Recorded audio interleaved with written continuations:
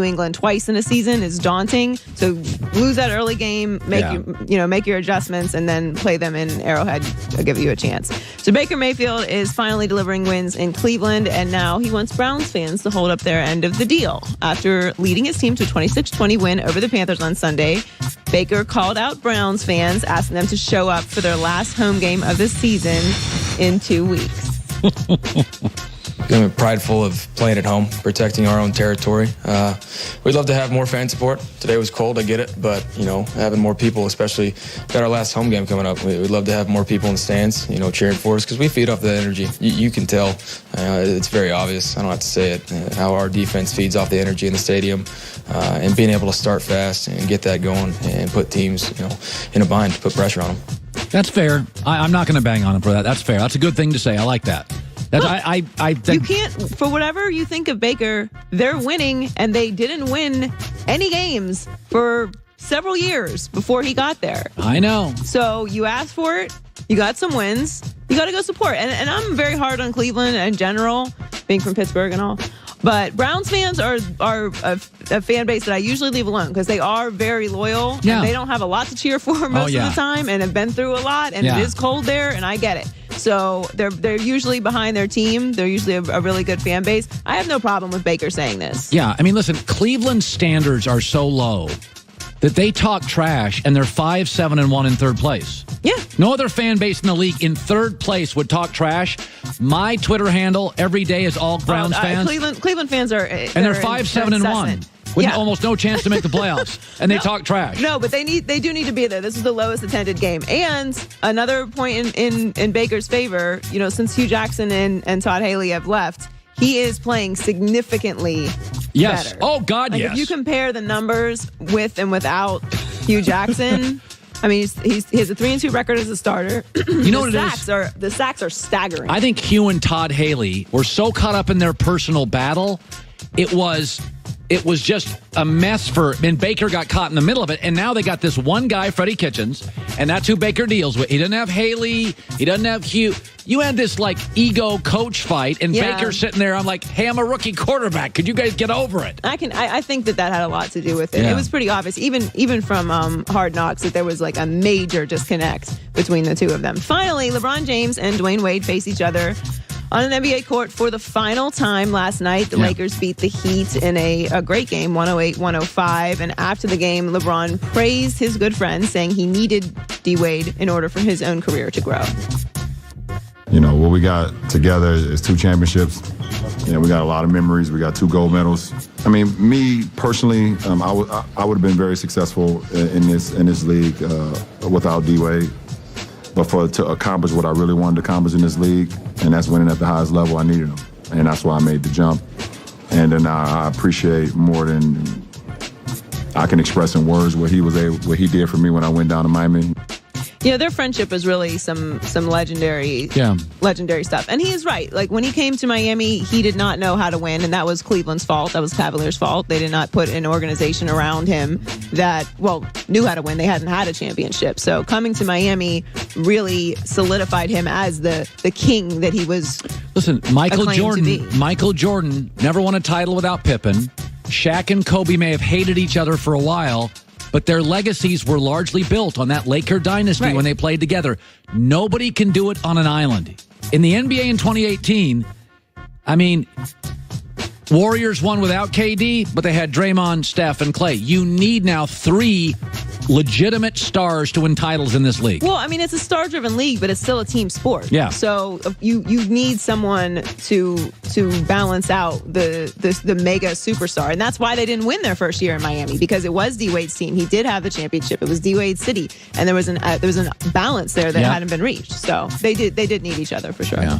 D-Wade's a gold standard. Yeah. Gold standard guy in this league. Joy with the news.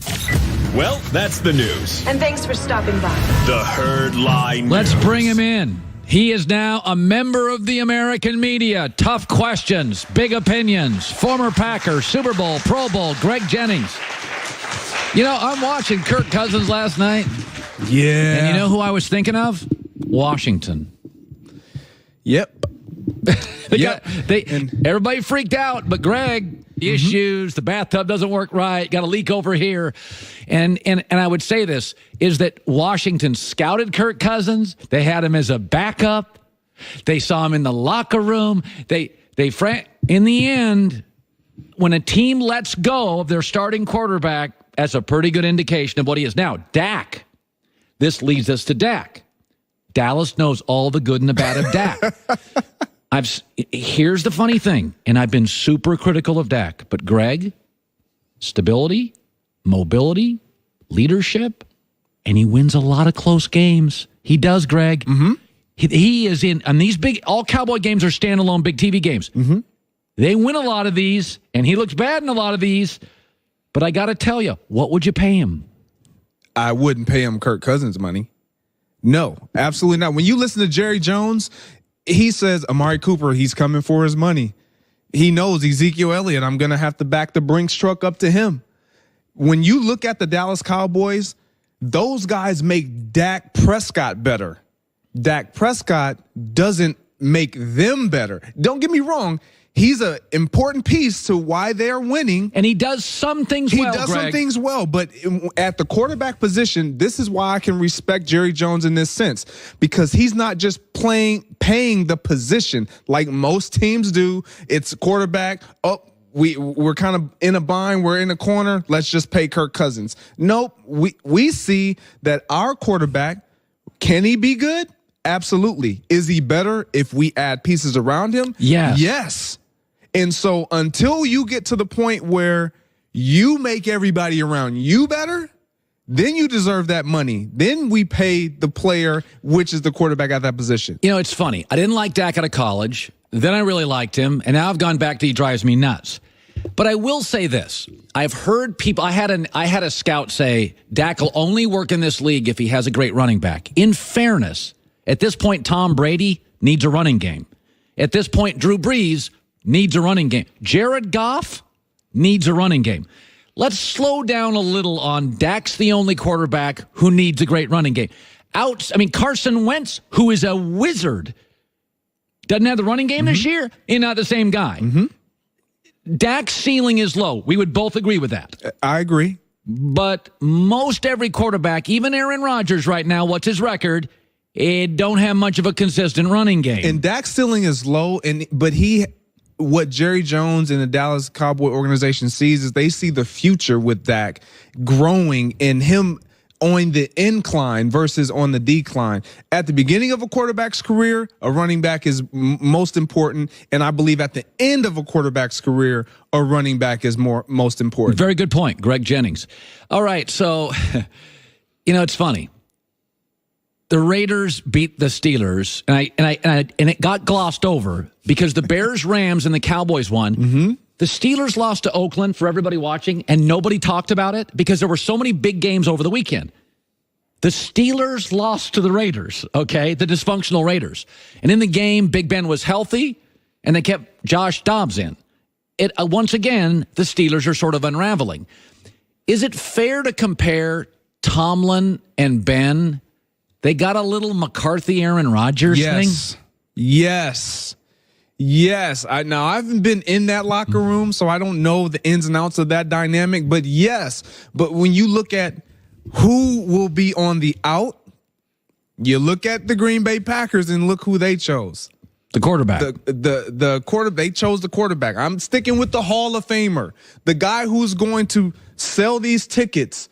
When you look at the Pittsburgh Steelers, Mike Tomlin, as much winning as he's done, so did Mike McCarthy. As much success as they've had together, Mike McCarthy and Aaron Rodgers.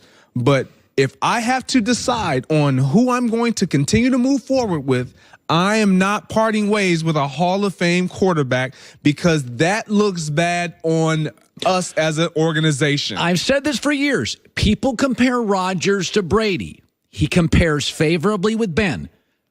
Transformational talent, a lot of drama, can be a little passive-aggressive through the media. I mean, Aaron and Ben, literally, they are the two guys. Well, True. They, without saying it, they're constantly saying it. Yep. And I think there's a lot in common. That's why I think the suggestion that Tomlin, he's run his course, is fair. Not saying you have to fire him, but if you're going to fire McCarthy mid-season after a bad 8-9 game stretch, you can at least consider Tomlin. You can bring it up. It's a fair column. It's definitely a fair column. And you've always said this, Tomlin gets a pass. He's funny. He's incredibly he's Mike Ditka. And I think he gets the pass because of the culture of that organization, but because they don't turn over coaches. Either do the Packers, really. The Packers don't either, but when you really look at the Pittsburgh Steelers, they don't revolve that door when it comes to the head coach. They just don't do it. And so they'll put up with more, and they'll take the wins. We haven't won the big game in a long time. So now when you look at the windows closing, the opportunity is shrinking. Something has to give. All right, stick around. I'm going to a funny situation with the Dolphin, with the New England Patriots, and I want your take on this because this something that New England did this weekend is they're so good at something, and it's so funny, and the Steelers are so bad at something, and I'll have that with Greg Jennings coming back. Also, Trent Dilfer, Peter King, Derwin James, the remarkable hard-hitting safety for the Chargers, who is a beast, will be joining us in the final hour. Sleep can be a struggle, especially in the winter. It gets dark early, hard to get. You want to get to bed. It's hard to get out of bed. Casper makes it really hard to get out of bed. They've got the Wave mattress, and it's different than other premium mattresses. It's got 33 points head to toe that it aligns ergonomically with your body. Support where you need it, relief where you want it. It's got 5 layers of foam, a top layer of pressure relieving memory foam. Comfort for all body types. The ultra breathable foams fight high humidity. Sleep is the ultimate luxury. Many people don't think of it as that, but it is. Casper.com/wave. Code HERD. Casper.com/wave. Put in the code HERD. $50 off select mattresses if you put in the code HERD. Try their Wave mattress.